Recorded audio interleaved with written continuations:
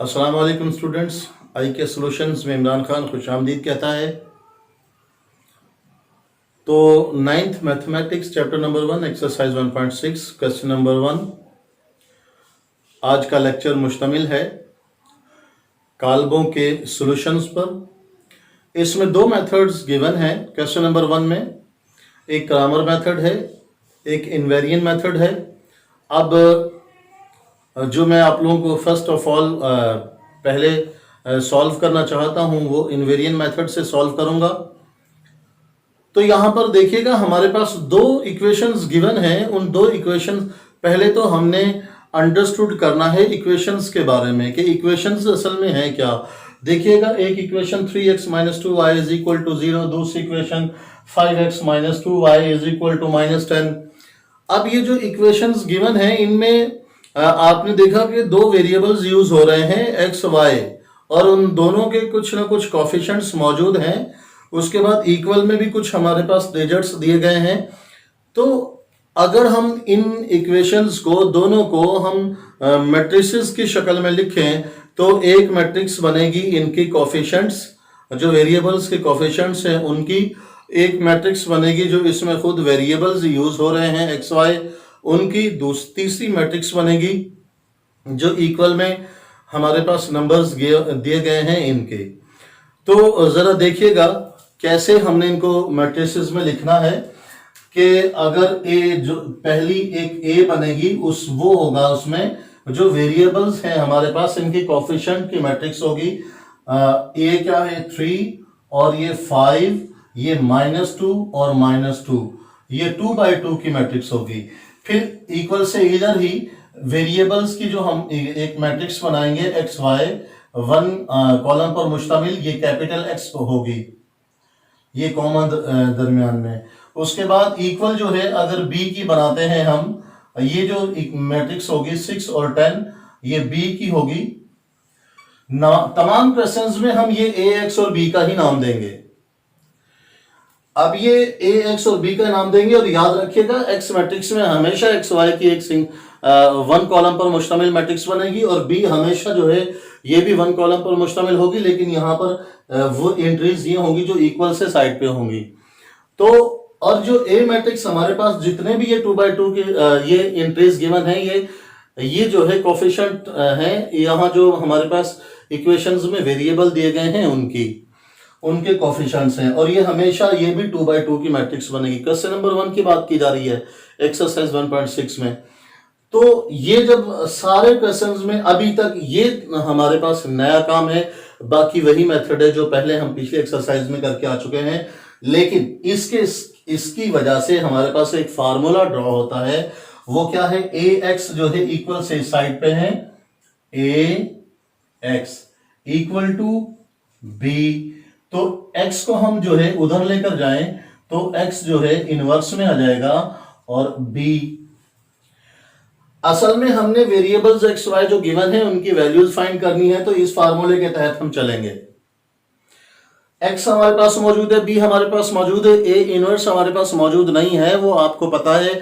हम a matrix में से फाइंड करेंगे और इनवर्स के लिए हमें क्या चाहिए, मैं आपको फार्मूला लिख देता हूं a इनवर्स का, उसके बाद आप लोग खुद ही देख लीजिएगा।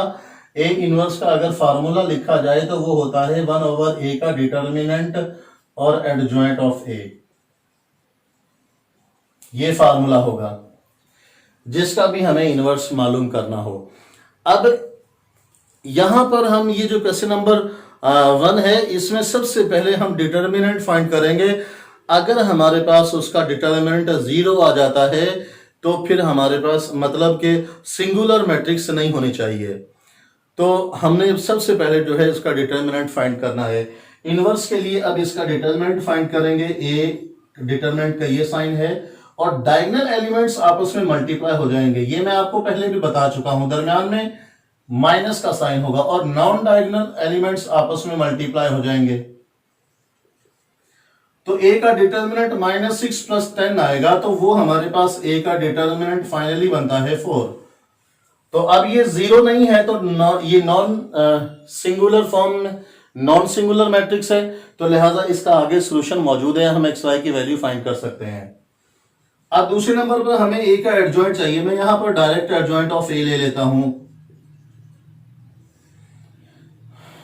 मैं आपको यहां पर बताता चलूं कि एडजॉइंट ऑफ ए के लिए भी जब भी हम एडजॉइंट लेंगे तो डायगोनल एलिमेंट्स की को रिप्लेस कर देंगे। -2 3 की जगह पे चला जाएगा और 3 इस -2 की जगह पे आ जाएगा। उसके बाद जो नॉन डायगोनल एलिमेंट्स हैं उनके साइन चेंज कर देंगे। 5 प्लस का है तो माइनस का हो गया, ये 2 माइनस का है तो प्लस का हो गया। लो जी, ये एडजॉइंट ऑफ ए आ गया। अब हम ए इनवर्स में इसकी वैल्यूज अगर पुट करते हैं तो हमारे पास ए का डिटरमिनेंट आता है 4, एडजॉइंट ऑफ ए 2 -2 2 -5 और 3 ये होगा जी। तो हमारे पास इनवर्स आ गया। अब वैल्यूज हम उसमें पुट करके एक्स वाई की वैल्यूज फाइंड करेंगे। कैसे देखिएगा, x इज इक्वल टू, ये मैं जरा थोड़ा सा इधर से लिखता हूं, ए इनवर्स हमारे पास 1/4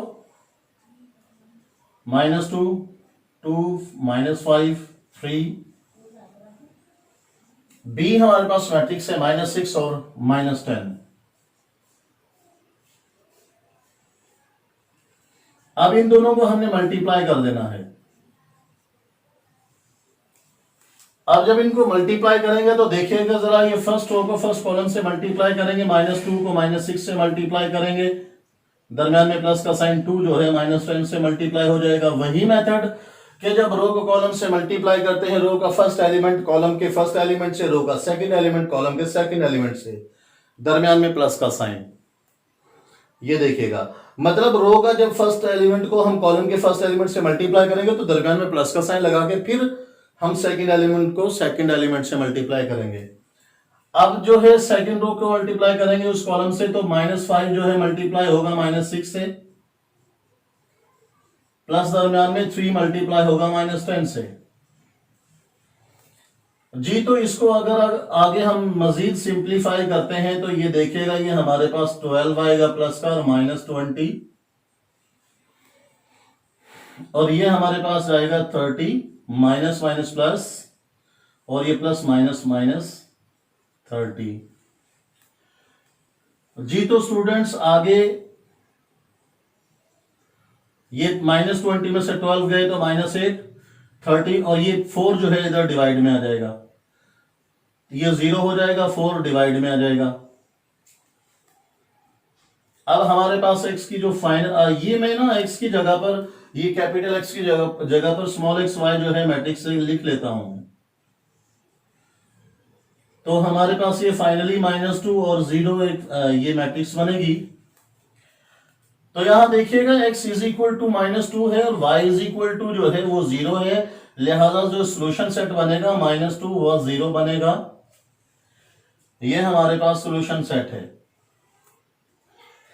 यही हमारा फाइनल आंसर होगा। लिहाजा ये हमने इन्वेरिएंट मेथड से भी क्वेश्चन को सॉल्व कर दिया है। इसको अच्छे तरीके से देख लीजिएगा, और आई के सॉल्यूशंस को अगर अभी तक आप लोगों ने सब्सक्राइब नहीं किया तो सब्सक्राइब करते चलें और बेल आइकन दबाना ना भूलिएगा। Best of luck.